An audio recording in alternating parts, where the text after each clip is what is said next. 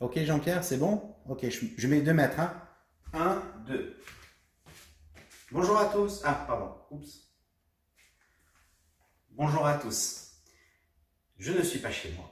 Je suis chez Jean-Pierre et Anne et je profite de ce 12e encouragement pastoral pour ne pas le faire chez moi.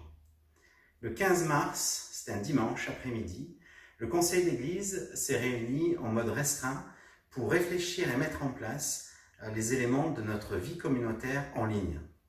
De cette réflexion est sorti 3 temps forts. Le mardi et une fois le mercredi, un encouragement pastoral fait par un de vos anciens. Le jeudi, la question de foi, revenir aux bases de ce qu'est notre foi chrétienne évangélique, présentée par David en introduction. Et le dimanche, un culte vidéo en ligne où nous avons tous pu se rassembler aux mêmes heures ou à des heures différentes autour de l'adoration de notre Dieu. Nous sommes reconnaissants à Dieu de nous avoir gardés et conduits, inspirés pendant ces temps un peu compliqués. Nous sommes reconnaissants des dons qu'il a donnés à son Église locale pour traverser ce temps un peu particulier et avec ces nouvelles contraintes. Nous remercions ceux qui se sont impliqués, visibles ou invisibles, dans cette nouvelle façon de faire pendant ce temps différent. Enfin, nous avons été encouragés par les marques d'affection que vous avez données les uns envers les autres. C'est à ce genre de gestes, aux gestes d'amour que nous avons les uns envers les autres, que nous montrons que nous sommes les disciples de Jésus-Christ. Avec le déconfinement, nous allons enfin pouvoir recommencer à avoir une vie d'église normale ou pas tout à fait comme avant. Nous réfléchissons actuellement à la reprise physique des cultes et on espère recommencer à partir de début juillet. Nous allons aussi procéder à quelques ajustements par rapport à tout cela. Jusqu'à mi-juillet, nous allons continuer et terminer le chapitre 3 du nouveau catéchisme pour la cité. Les cultes seront toujours en vidéo jusqu'au début du mois de juillet et notre reprise physique des cultes. Et enfin, j'ai l'honneur de vous présenter le 12e et dernier encouragement pastoral en vidéo. Je vais continuer ma réflexion sur le psaume 30, les versets 5 et 6, que j'avais commencé dans le mot du pasteur du Flash Info du mois de juin. Si vous ne l'avez pas lu ou pas sous la main et voulez vous remettre dans le contexte, je vous mettrai le texte juste en dessous. Jusqu'à la prochaine fois physiquement, je vous fais des grosses bises à tous, tout en gardant les distances. Psaume 30, versets 2 à 6. Je te loue, ô Éternel, car tu m'as tiré du gouffre. Tu n'as pas permis que mes ennemis se réjouissent à mes dépens. Éternel mon Dieu, je t'ai appelé à mon aide et tu m'as guéri. Éternel, tu m'as fait échapper au séjour des morts, tu m'as rendu à la vie, en m'évitant de rejoindre les gens qui descendent au tombeau.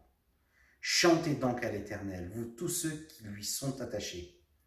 Apportez-lui vos louanges, proclamez sa sainteté. Son courroux dure un instant, sa faveur est pour la vie. Si le soir des pleurs subsistent, au matin, la joie éclate. La joie vient le matin. Mais quand est-ce que vient le matin? Le matin de Dieu, la délivrance de l'épreuve, sa délivrance qu'il offre, vient toujours, et sur ça, nous pouvons nous asseoir et être solidement attachés à cette promesse. La joie vient le matin, mais le matin de Dieu vient lentement, souvent trop lentement à notre goût.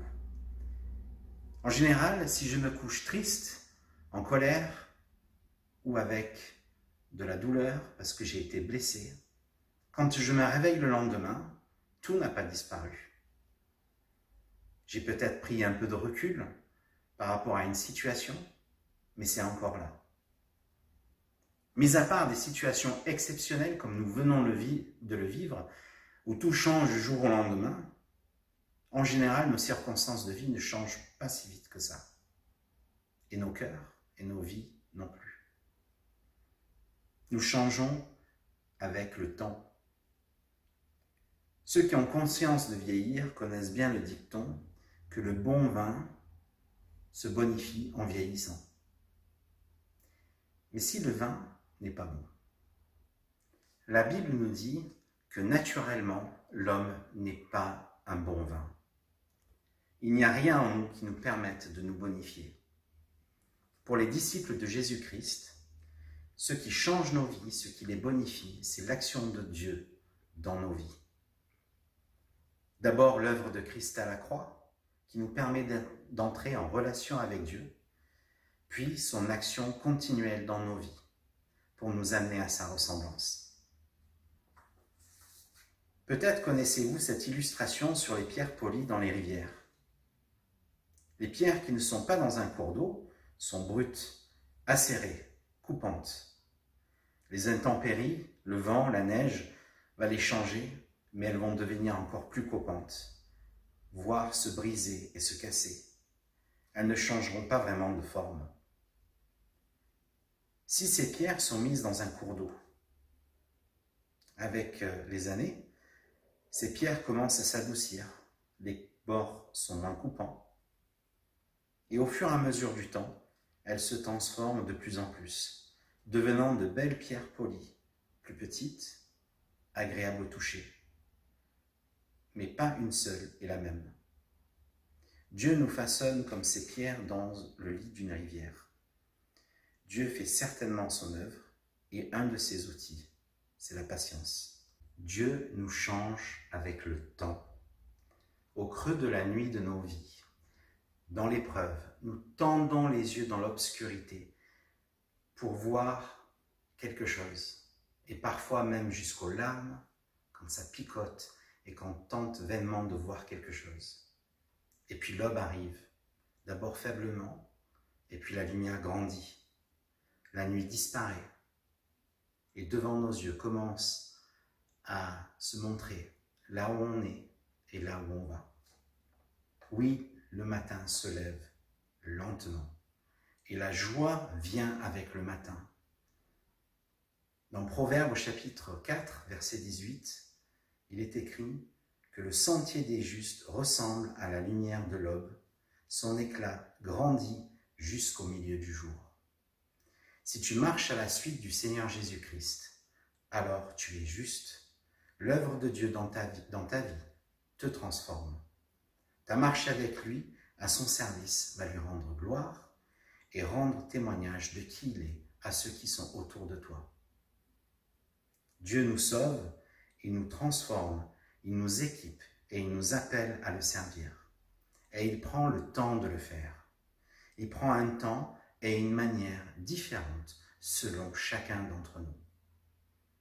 Je suis heureux de savoir que mon Dieu ne m'abandonne pas à mon sort, qu'il est toujours avec moi et n'a pas terminé son œuvre en moi. Bonne semaine. Que le Seigneur vous bénisse, vous conduise et continue à vous transformer pour que vous puissiez le connaître mieux et le faire connaître. Bonne semaine. Amen.